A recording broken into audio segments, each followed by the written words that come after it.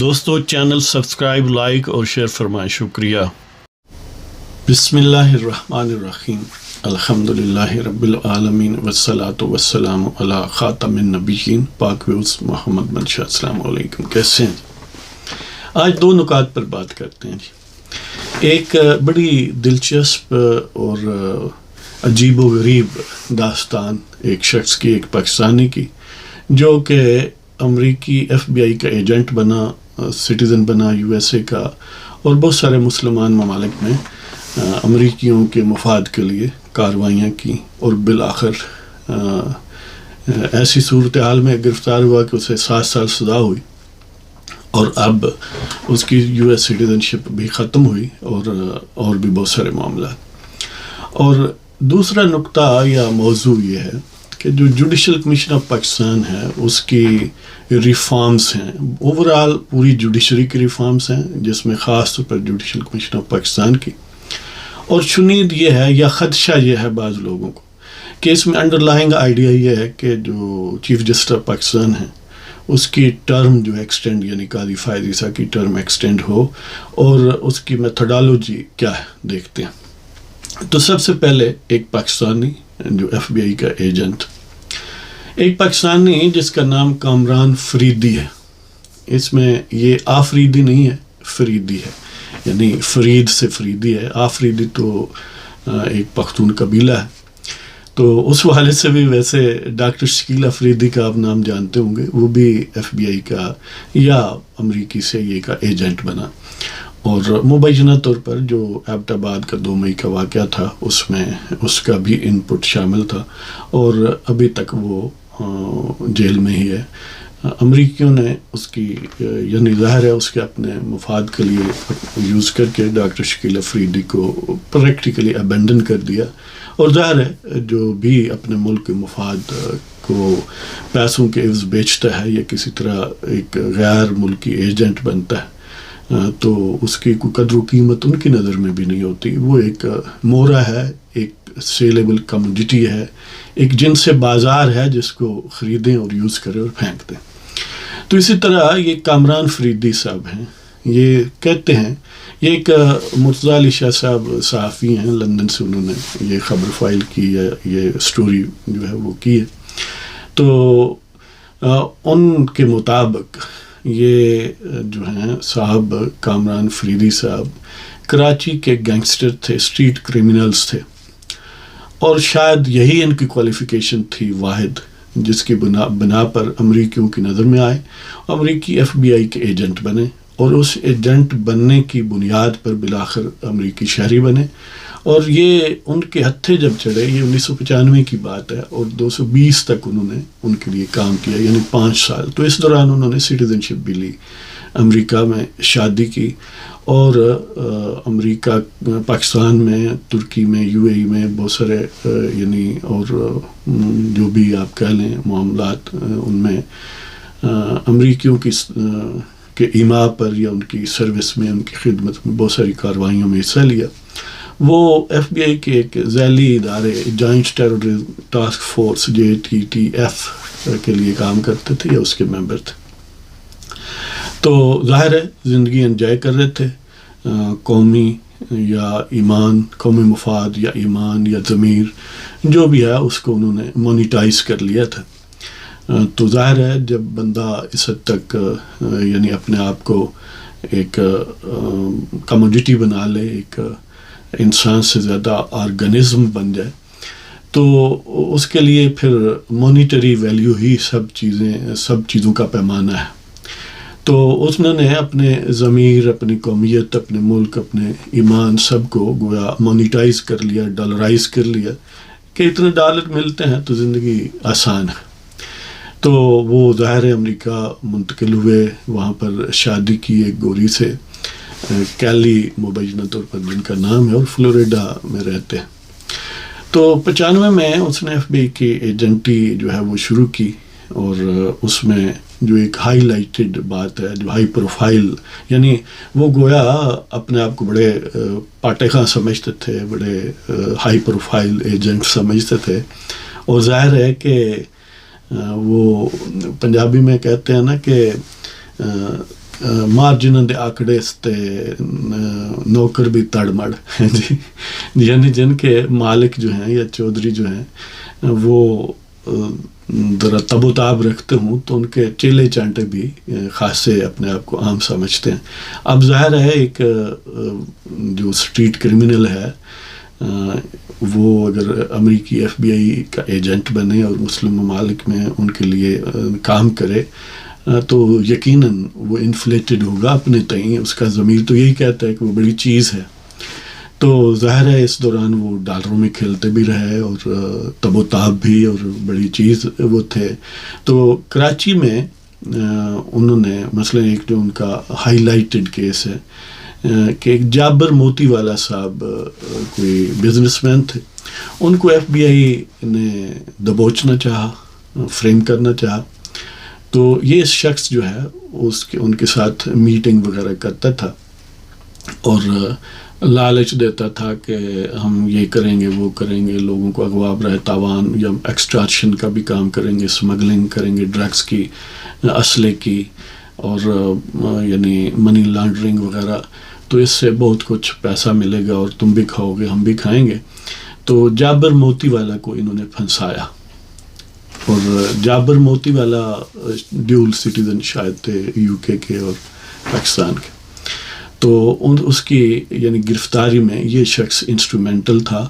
اور جو اس کے خلاف یعنی جابر موتی والا جو ہیں وہ بالآخر انگلینڈ میں ان کو سزا ہوئی، ان پر کیس چلا کہ یعنی اس شخص نے یہ کرائم کیے ہیں، منی لانڈرنگ، ڈرگ اسمگلنگ وغیرہ وغیرہ.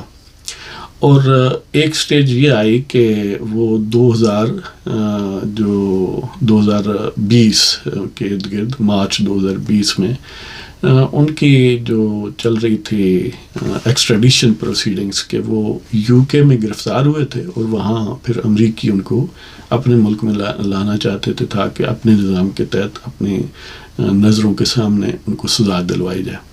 اب جو پیچھے کہانی تھی وہ جو بھی تھی کہ وہ واقعتاً ان کرائم میں تھے یا نہیں تھے یہ ظاہر ہے ایک ڈیفرنٹ سٹوری ہوگی.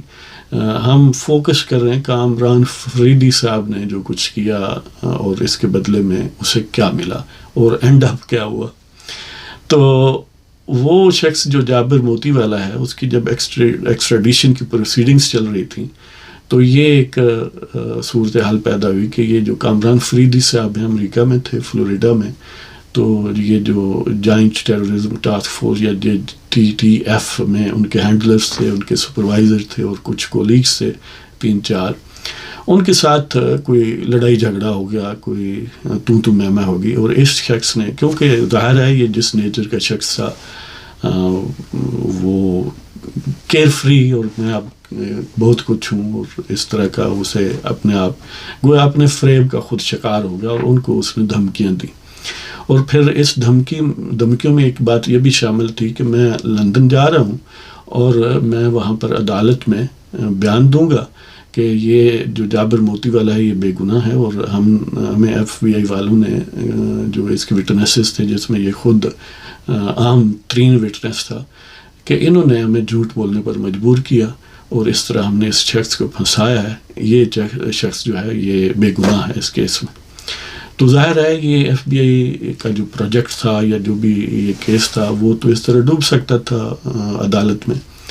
تو بینگ کیونکہ FBI کا یہ ایجنٹ تھا، ملازم تھا، تو اس کی بھی ہر بات جو ہے وہ فون ٹیپ وغیرہ ہوتے تھے. اور عجیب بات یہ ہے کہ جب بندہ یعنی اس حالت میں پہنچنا چاہے یا پہنچنے کے جو تقدیر ہو تو پھر اس کا اپنا دماغ بھی معاف ہو جاتا ہے. اب وہ ایجنٹ تھا، اسے یہ پتہ ہونا چاہیے تھا کہ اس کے بھی نگرانی ہو رہی ہے اور فون ٹیپ ہو سکتے ہیں. تو بہرحال اس نے جابر موتی والا کی وکلاء سے لندن میں فون پر باتیں کی، امریکہ سے کالیں کی یا ان کی کال ریسیو کی اور وہ ریکارڈ ہو گئی. اب ظاہر ہے ایک طرف ان کولیگز اور ان کے ہینڈلر اور سپروائزر کے ساتھ جھگڑا ہوا، یہ بھی ایک ریڈ فلیگ تھا ان کے لیے. اور پھر اس نے ایکسپریسلی یہ دھمکی دی تھی کہ وہ جابر موتی والا کے کیس میں گویا وعدہ معاف گوا یا اس سینس میں یعنی اس کے حق میں بات کرے گا. وعدہ معاف گوا تو عام طور پر پروسیکیوشن کی طرف سے ہوتا ہے، لیکن یہ ہے کہ وہ جابر موتی والا کا گواہ بن جائے گا اور اس کی صفائی پیش کرے گا کہ ایف بی آئی والوں نے اسے جھوٹے کیس میں پھنسایا ہے. اب ظاہر ہے یہ ساری چیزیں اس بات کے لیے کافی تھیں کہ ایف بی آئی والے الرٹ ہوتے، تو انہوں نے فون ٹیپ کیے اور ان کے ساتھ جو جابر موتی والا کے وکلاء کے ساتھ جو اس کی ارینجمنٹ تھی کہ میں ہیتھرو ایئرپورٹ فلاں تاریخ کو فلاں فلائٹ پر پہنچ رہا ہوں اور وہاں سے سیدھا میں عدالت میں جاؤں گا. تو ایف بی آئی والوں کا ظاہر ہے نیٹ ورک اب یو کے میں نہیں ہوگا تو اور کہاں ہوگا جی. تو انہوں نے اسے ایئرپورٹ سے اترتے ہی گرفتار کروا لیا. یہ مارچ 2020 کی بات ہے، یعنی آج سے کم و بیش 4 سال پہلے. تو وہاں گرفتار ہوا اور پھر واپسی فلائٹ پر ہی یعنی ایف بی آئی کے ایجنٹس کی نگرانی میں اسے واپس بھیج دیا گیا امریکہ سے، کیونکہ گیا تھا اور ظاہر امریکہ ہی واپس آ گیا. اب یہاں پر کیس چلا، بالآخر اسے 9 دسمبر 2022 کو سزا ہو گئی. لیکن اس دوران یعنی یہ جو درمیان میں 1.25 سال گزرے تھے یہ زیر حراست ہی رہا، کیونکہ یہ رسک تھا کہ بھاگ سکتا تھا، تو انہوں نے زیر حراست ہی رکھا، گویا یہ قید ہی کاٹ رہا تھا سزا سے پہلے بھی. تو بہرحال ٹرائل ہوا اور بالآخر اس کو 7 سال کی سزا ہوئی دسمبر 9 2022 کو. اور پھر اب ظاہر ہے 2024 ہو گیا، 2 سال اس سزا کے بعد گزر گیا. 2 سال پہلے گویا یعنی 2020 میں وہ گرفتار ہوا تھا اور اب 6 سال کم و بیش ہو گئے.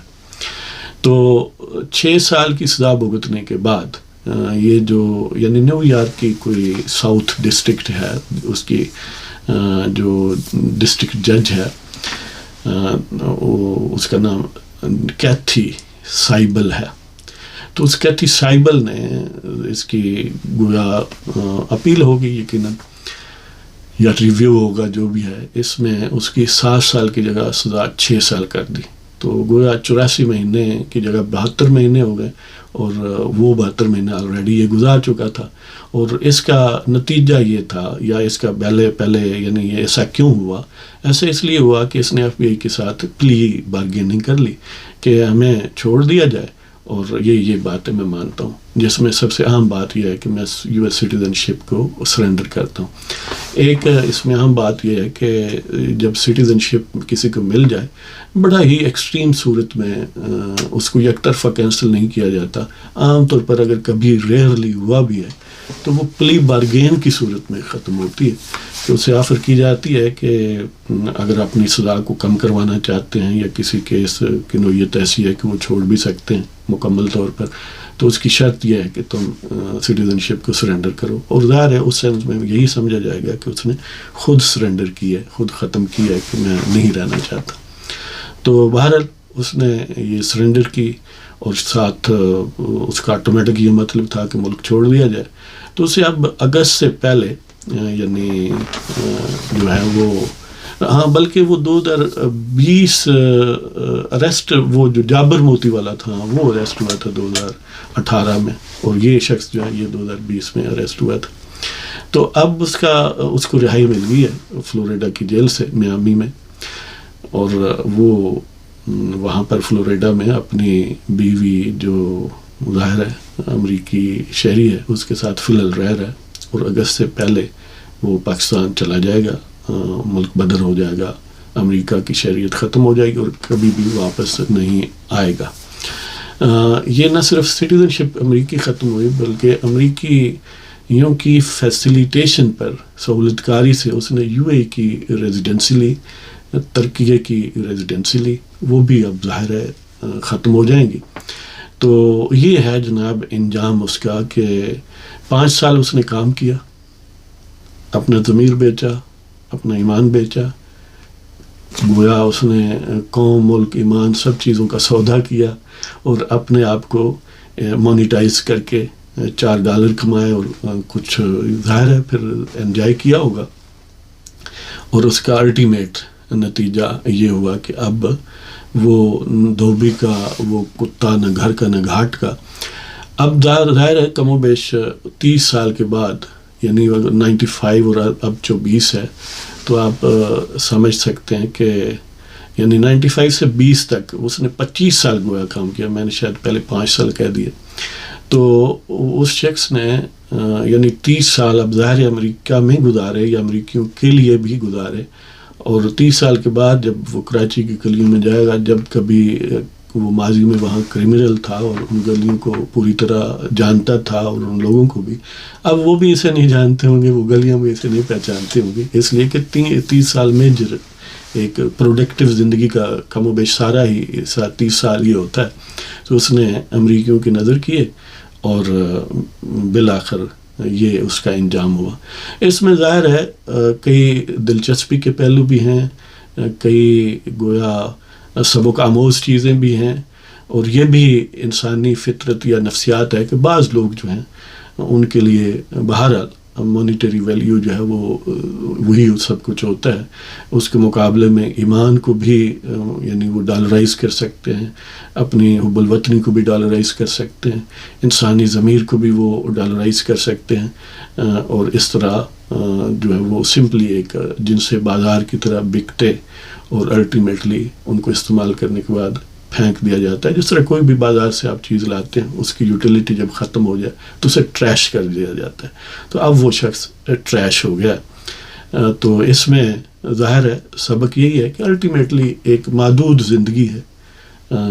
ٹھیک ہے ہم سب گناہ گار ہیں اور بہت گناہ گار ہیں، لیکن اس گناہ گاری کی بھی کوئی نہ کوئی ریڈ لائن ہونی چاہیے کہ کم از کم اپنا ضمیر یا اپنے یعنی جس کمیونٹی یا جس ملک یا قوم سے کوئی تعلق رکھتا ہے اس کے خلاف یعنی کام کرنا جو ہے یہ یقیناً بہت آگے کی بات ہے.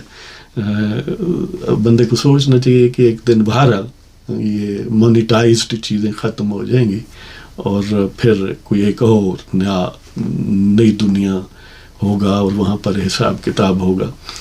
تو بہرحال یہ کہانی تھی. اور دوسرا جو زیادہ ایک طرح سے عام پہلو ہے وہ جوڈیشل ریفارمز.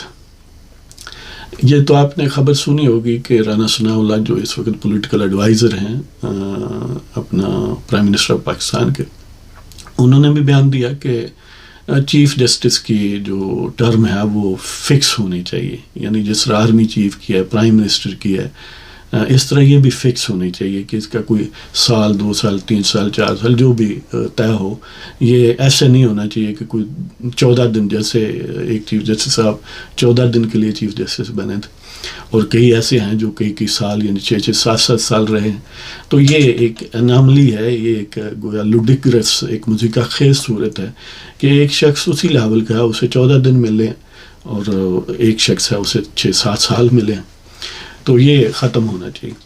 اور اس کے ساتھ ہی آپ نے اعظم نذیر تارڑ جو کہ پارلیمانی اور پارلیمنٹری افیئرس اور لا کے منسٹر ہیں وفاقی، ان کی بھی جوڈیشل کمیشن کا جو اجلاس تھا اس کے بعد اور اس پروسیڈنگز کے دوران بھی جو باتیں ہوئیں، جب ججز کے ساتھ مکالمہ ہوا کہ آپ جوڈیشل ریفارمز کر رہے ہیں تو اس میں ظاہر ہے جوڈیشل کمیشن یا اپوائنٹمنٹ کے رولز کو بھی بدلا جائے گا. تو انہوں نے کہا ہاں. اور بعد میں جب ان سے پوچھا گیا کہ اس سے کیا مطلب ہے کہ ٹرم بھی چینج ہوگی یا اس کو فکس کیا جائے گا، تو انہوں نے اس امکان کو رد نہیں کیا. اب جو مخالفین ہیں مثلا پی ٹی آئی والے ہیں، وہ کہتے ہیں کہ ہم امینڈمنٹ نہیں آئین میں کرنے دیں گے. ان کی انٹرپریٹیشن یہ ہے کہ شاید قاضی فائز عیسیٰ کو لمبے عرصے کے لیے رکھنے کے لیے یہ ترمیمات جو ہیں وہ انٹروڈیوس کروائی جا رہی ہیں. ظاہر ہے یہ تو ڈیپینڈ کرے گا کہ جب امینڈمنٹ فلوٹ ہوگی ہاؤس میں اور دونوں ہاؤسز سے پاس ہوگی اور الٹیمیٹلی پریزیڈنٹ کے سگنیچر سے وہ قانون بنے گا، تو اس کی تفصیلات جو ہیں ظاہر ہے جب بل انٹروڈیوس ہوگا اس وقت اسی منظر عام پر آ جائیں گی کہ وہ کیا ہے. لیکن جہاں تک جوڈیشل ریفارمز کی بات ہے، جوڈیشل اپوائنٹمنٹ کے والے سے جوڈیشل کمیشن آف پاکستان کی ریفارمز کی بات ہے، وہ تو تشدد بام ہے، وہ مینڈیٹری ہے، موجودہ حالات میں بہت لازمی ہے، ناگزیر ہے.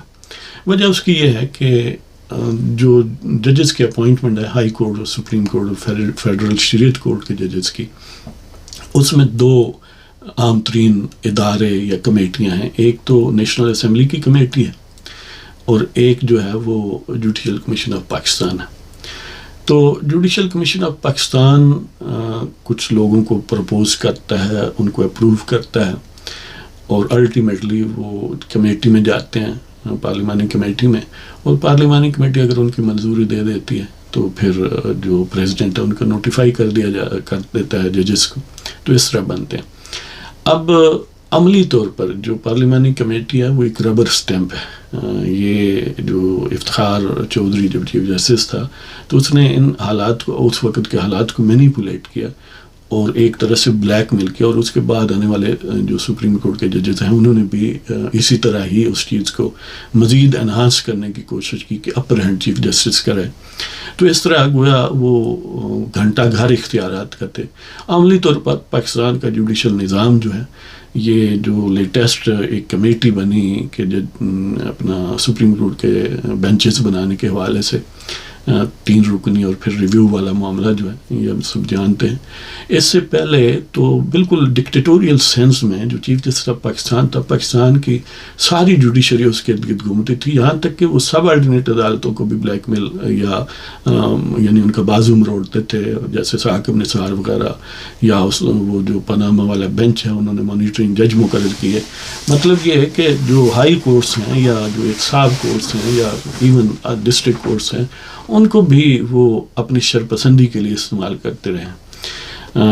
تو اتنا کمپریہنسو ان کا گویا قبضہ تھا کہ وہ جس شخص کو, جس وکیل کو یا جس لور کو, ہائی کورٹس کے جج کو ایلیویٹ کرنا چاہتے تھے وہ آربیٹریریلی عملی طور پر کر سکتے تھے. جوڈیشل کمیشن ایز سچ جو اس وقت موجود ہے, یعنی ویسے 2 طرح کے جوڈیشل کمیشن ہیں, ایک سپریم کورٹ کے لیے اور ہر صوبائی ہائی کورٹس کے لیے بھی ایک ہے اور فیڈرل اسٹیٹ کورٹ کے لیے بھی ایک ہے. تو جو سپریم کورٹ کے لیے جوڈیشل کمیشن ہے اس میں چیف جسٹس آف پاکستان اور next 4 senior most supreme court کے ججز, ایک ریٹائرڈ سپریم کورٹ کا جج یا چیف جسٹس ریٹائرڈ وہ ہوتا ہے, ایک اٹارنی جنرل ہے, ایک لا منسٹر ہوتا ہے, اور ایک پاکستان بار کونسل کی طرف سے 2 سال کی مدت کے لیے سینئر وکیل ہوتا ہے. یہ تقریباً 9 بندے ہوتے ہیں جو جوڈیشل کمیشن کے ممبر ہیں. ان میں اکثریت یعنی 5 ایک سائڈ پر ہو جائیں جس پروپوزڈ جج کے لیے تو وہ جج بن جاتا ہے. اب عملی طور پر یہ ہوتا ہے کہ جو چیف جسٹس ہے وہ اپنے جو ججز ہیں 4 ان میں ان کو بڑی حد تک مینیپولیٹ کر سکتا ہے. بہت کم ججز ہوں گے جو جب اگر چیف جسٹس اس بات پر تل جائے کہ میں نے ایسے کرنا ہے تو اس کی مخالفت کرنا پسند کرتے ہیں. ایک تو ان کو وہ انفلوئنس کرتا ہے, اور پھر پاکستان بار کونسل کے ساتھ بھی گویا گیو اینڈ ٹیک کر لی جاتی ہے کہ چلو ایک تم دے دو, اس کو بھی شامل کر لیتے ہیں اور ہماری باقی باتیں مان لو, تو وہ بھی مینیجیبل ہوتا ہے. اس طرح حکومت کو بھی وہ بلیک میل کر لیتے ہیں کہ کئی کیسز ہوتے ہیں جو حکومت کے لیے بہت امپورٹنٹ ہوتے ہیں, اور ظاہر ہے وہ چیف جسٹس کے رحم و کرم پر ہوتا ہے معاملہ, جیسے کہ ایون وزیر اعظم کو بھی ہٹایا گیا. تو وہ بڑی حد تک حکومتوں کو بھی بلیک میل کر لیتے ہیں. تو نتیجہ یہ نکلتا ہے کہ وہ جس کو چاہتے ہیں بناتے ہیں, اور اس میں ظاہر ہے کچھ give and take Pakistan bar council کے ساتھ یا جو باقی وکلاء کی تنظیمیں ہیں جو جتنی طاقتور ہو اتنا اس کی قدر کی جاتی ہے, اور پھر اپنے جو ان کے چیلے چانٹے ہیں جو ان کے لیے مستقبل میں کام کریں گے وہ ان کو لاتے ہیں. کوئی سابق چیمبر کا ایسوسیٹ ہوتا ہے, کوئی ان کا اپنا ہی شاگرد ہوتا ہے, اور اسی طرح جو باقی ججز ہوتے ہیں 4 سپریم کورٹ میں ان کی بھی یعنی بندر بانٹ کر لی جاتی ہے. اور کبھی اگر حکومت فورسفلی اپنے آپ کو ایگزرٹ کرے تو حکومت کی مرضی کا بھی کوئی آ سکتا ہے, لیکن اوورآل جو ہے وہ اوور رائڈنگ اور جو فیصلہ کن حیثیت ہے وہ چیف جسٹس کی ہوتی ہے. تو اس طرح وہ بھرتی کرتے ہیں, اور اس کا نتیجہ یہ نکلتا ہے کہ وہ ریٹائرمنٹ کے بعد بھی ایک مافیا کی طرح کام کرتے ہیں. کیونکہ اب اگر کسی نے کیونکہ سپریم کورٹ کے ججز کی ریٹائرمنٹ کی عمر جو ہے وہ 65 ہے, اب ہائی کورٹ سے سپوز کسی نے 58 ایئرز کا بندہ جو ہے وہ ایلیویٹ کروا لیا, 7 سال اس نے سپریم کورٹ کا جج رہنا ہے، اور ہو سکتا ہے کہ وہ 2 3 4 سال کے بعد چیف جسٹس بن جائے تو 3 4 سال وہ چیف جسٹس رہے گا، اور اس طرح ان کے مفادات کا تحفظ ہوگا. اور اس کا یہی سبب ہے کہ جیسے وہ چیف جج گلگت بلتستان والے نے جو ثاقب نثار کے متعلق اور اسلام آباد ہائی کورٹ کے ججز کے متعلق انکشاف کیا تھا، تو وہ جو ڈھول نما ایک جج ہے من اللہ تو وہ میں پنجابی میں کہوں ٹپتا تھا، یعنی ابلتا تھا کہ ایسا کیوں ہے، ہاں جی وہ ہمارے جج تو فرشتے ہیں، ایسا کیسے ہو سکتا ہے. تو اس نے بالآخر بازو مروڑ کر ان سے گویا وہ اپنی اسٹیٹمنٹ کو ودرا کروایا کہ ہم سے غلطی ہو گئی ہے، وہ لطیف افریدی مرحوم جو وکیل تھے وہ ان کے تھے.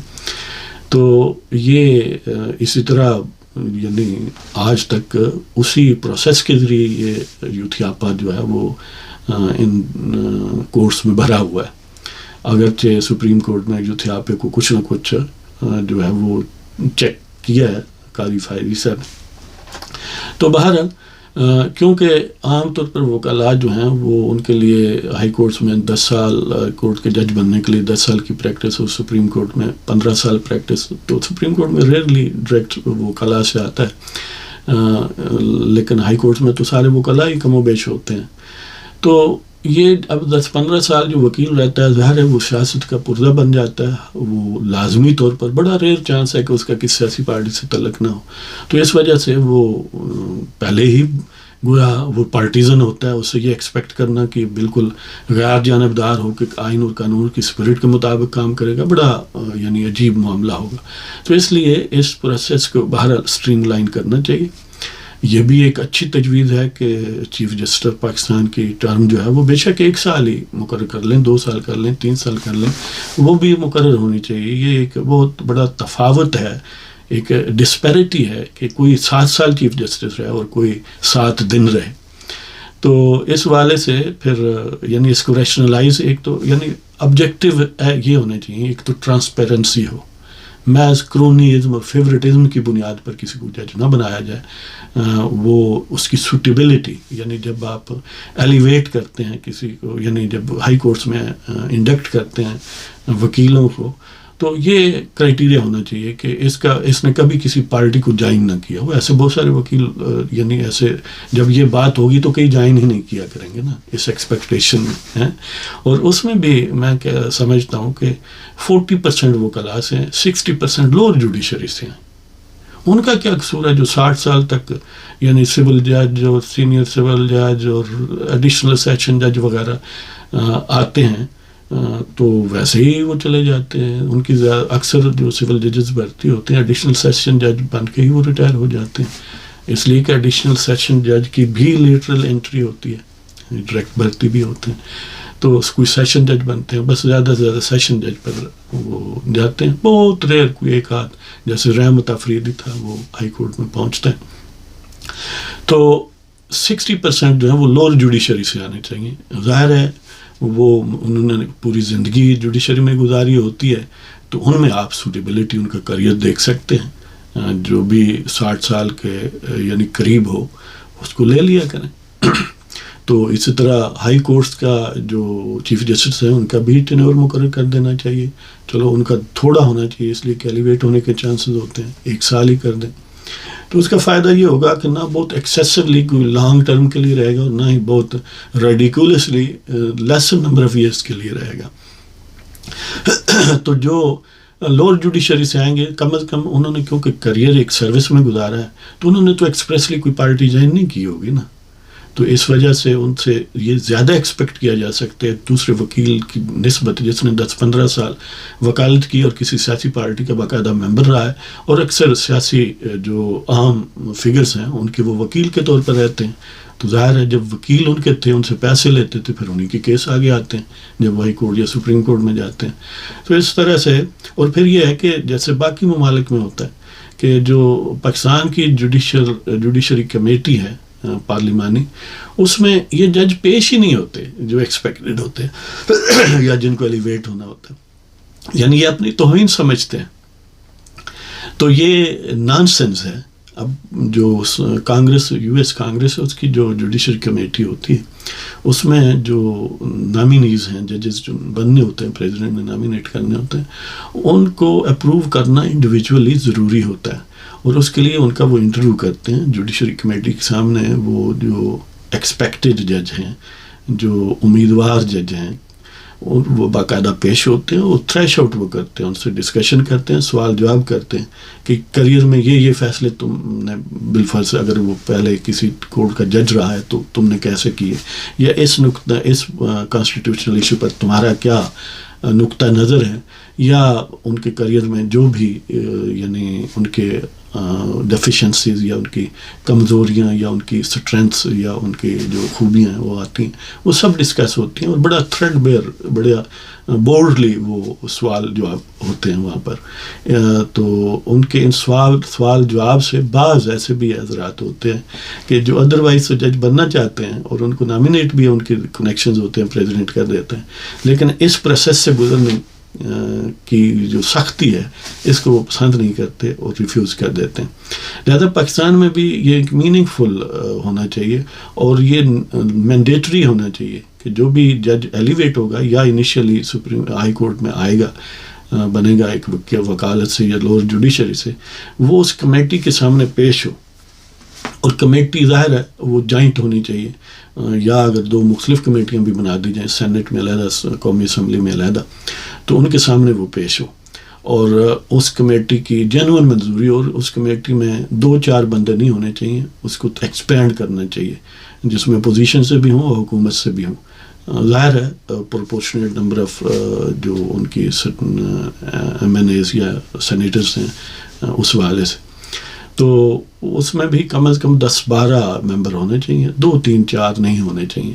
اس طرح جو ہائی کورٹس کے ججز ہیں اس حوالے سے جوڈیشل کمیشن جو ہے وہ متعلقہ چیف جسٹس ہائی کورٹ اور وہاں کا لا منسٹر اور جو سینئر موسٹ جج ہوتا ہے چیف جسٹس کے بعد وہ، اور جو ایک وکیل ہے وہ اس میں شامل ہوتے ہیں. تو اسی طرح کا پروسیس جو ہے وہ صوبائی اسمبلی میں بھی ہونا چاہیے. اس وقت جو صوبائی اسمبلی ہے اس میں کوئی کمیٹی نہیں ہوتی اس سینس میں، تو یہ میننگ فل کمیٹیاں ہونی چاہیے جن کے سامنے وہ حضرات پیش ہوں اور اپنی سوٹیبلٹی کو اسٹیبلش کریں، اور ان کی اپروول اگر نہ ہو تو پھر وہ جوڈیشل کمیشن میں جائے ہی نہیں. یعنی جوڈیشل کمیشن میں یہ ایک 2 لیول رکھے جا سکتے ہیں کہ انیشیلی جن کو پرپوز کرنا ہے وہ پہلے کمیٹی کے سامنے جائیں، وہاں سے اگر ان کو پریلیمنری یا ایک وہ جو ٹیمپریری اپروول ملتی ہے تو پھر جوڈیشل کمیشن کے پاس جائیں. جوڈیشل کمیشن جب پاس کر دے پھر بے شک ان کو کہا جائے کہ اب پھر آپ نے کمیٹی کے سامنے جانا ہے.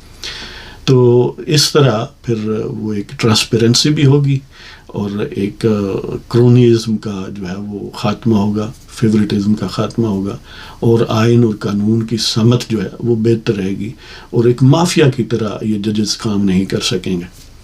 تو یہ آج کا پروگرام، تو اللہ تعالیٰ آپ سب کو خوش و خرم رکھے اور پاکستان ہمیشہ قائم دائم آباد رہے اور اس کے دشمن ہمیشہ نامراد رہیں. اجازت چاہتا ہوں. خدا حافظ.